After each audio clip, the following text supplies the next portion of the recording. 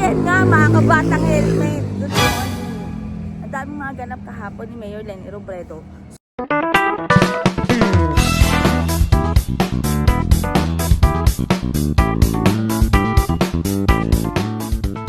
So, magkasama sila in one frame ni Mayor Leni Soto kasi mainatinan nga po silang Good Governance Leadership Summit.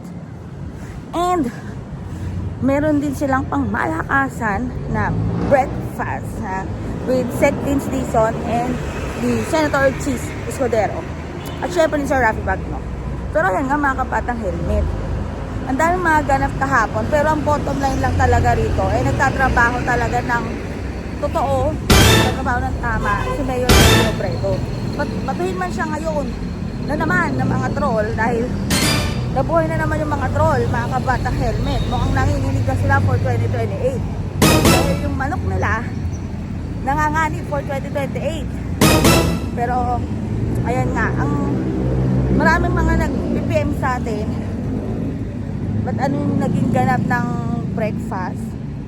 Pero kung ano man yung dahilan nung pag-breakfast with Sec. Vince Dizon and Senator Chis, malamang sa malamang para yan sa ikaangat ng buhay ng taong bayan. Pero ayun nga mga kapatang helmet, huwag mo kalimutan mag-subscribe, mag-like, mag-share para lagi ka updated sa lahat ng mga ganap. Super mabilisan lang to.